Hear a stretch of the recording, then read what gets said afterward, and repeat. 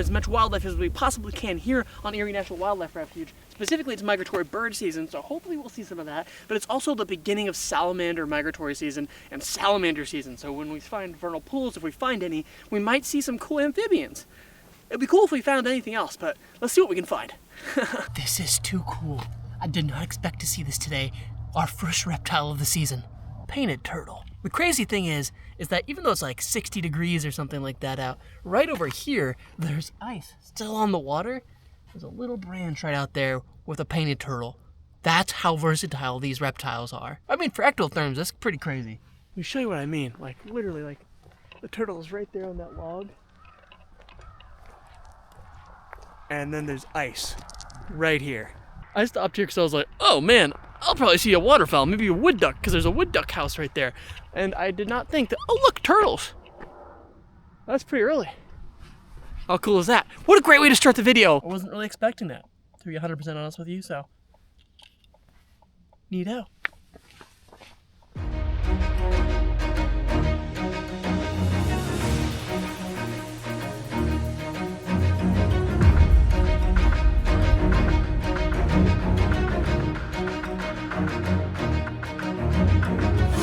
Guys, look, skunk cabbage. In case you were curious, don't eat these. They do carry a oxidite crystal that can make you very sick, so don't eat them. That being said, bear, for whatever reason, really like them, and that's why they get the name bear ear too sometimes. And they do smell like skunk. So, also, one more fun fact is that these guys actually have a really interesting ability to create a type of heat, effectively, kind of like, you know, mammals, we create a body heat. Sort of similar thing here. These guys can create a little bit of warmth and actually melt the snow as they come through. So thus they're one of the first few plants that you'll start to see coming out through the ice and coming out through the snow. These guys right here. Really cool, but you didn't know that.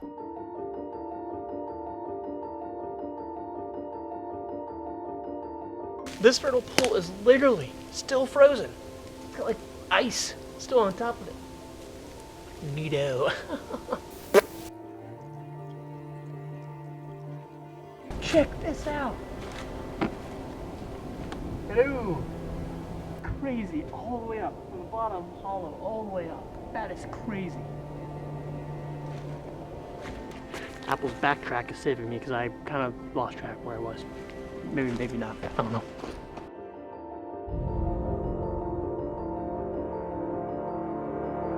My goal is that these videos make you guys love nature at least half as much as I do, because this is an amazing and beautiful place. Can you imagine just not being here? It'd be terrible.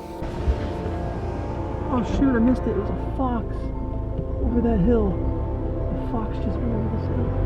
Beautiful bulbous red fox. Dang it. There he is. Dude, that was so cool. I just saw a red fox just on the side of the road. Just barely missed him on the first take, but then he stopped and looked over the hill. I was able to get him.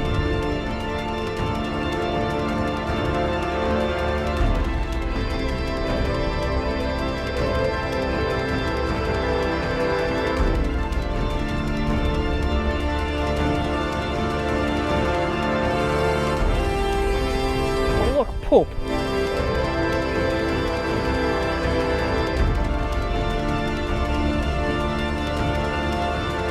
Have ourselves another vernal pool, and I think I heard a spring peeper, so I'm gonna go check it out. This is a gorgeous little vernal pool here. This would be perfect.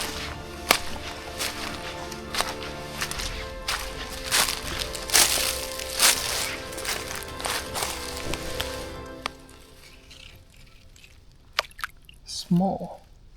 Some cattle, I think, out that way. At least I hope that's what that is. Well, I don't see anything yet. I do think, though, that this would be a really good one to come back to, so I might mark that on my GPS to make sure we come back and check this out at a later date. Cool. If I could just find like a small log to flip.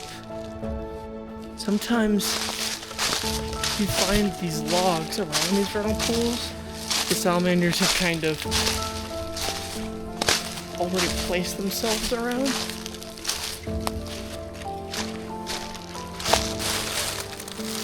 We have some worms. worms or earthworms are actually not native to the area, but they've kind of made their own impact. Look at this fungus. Wow. I'm gonna break out the big camera to show you guys some of these macros down here.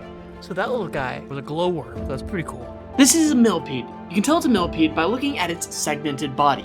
If there are 2 sets of legs per body segment, that's a millipede.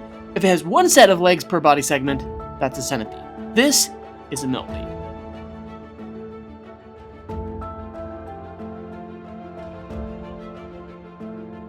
I'm filming these Canada geese just because they're making noise, and I think it'd be fun to put in the video. And that's basically them saying, "Watch out, danger," or "Get out of my area." And right now they're like alerting every little bit of wildlife around me that I'm here. So, nice. All right, I'm about to walk over here to see if there's anything around this corner. Hopefully a bird or something. Maybe. Look at that. That's where the water's coming out from the wetland on the other side. Delineation. Possible. It's gonna be pretty hot. Oh, look! Goose poop. It's crazy, because like up here it's like relatively warm. As soon as I take a step just a little bit lower, closer to the water, just like, I know you guys can't feel this, but if you can feel this, it is like a couple degree drop. Do you think these geese think I'm a silly goose? It's a lot of work carrying this thing everywhere. There's a deer up here, way off over that hill. Just went around the corner of the bush up there. It's perfect time to see deer. Not that that's what I'm looking for. One of the most common birds that you'll see here on the East Coast, it's a robin, an American robin, Turnus migratorius. And a lot of people, when they see them, they're first like, "Oh my gosh, that's a sign of spring when the red robin comes bobbing along. That's a sign of spring," which could potentially maybe be an indicator in a large group, maybe. But the truth is that American robins are not obligative migrators, meaning that they don't actually have to migrate. They typically just move wherever the food source is.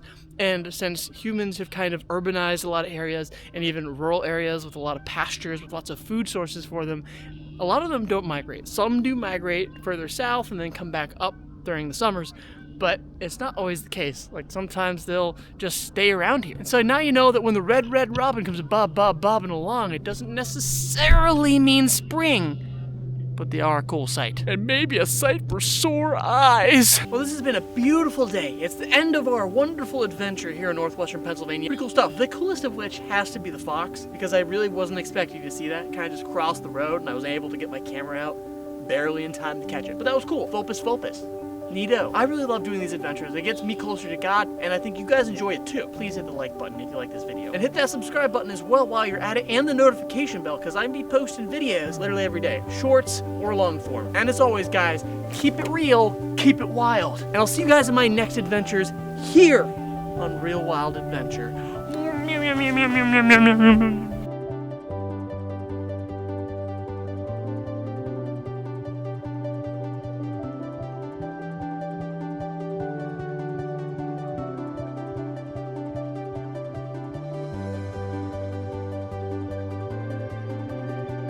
Birds are judging me.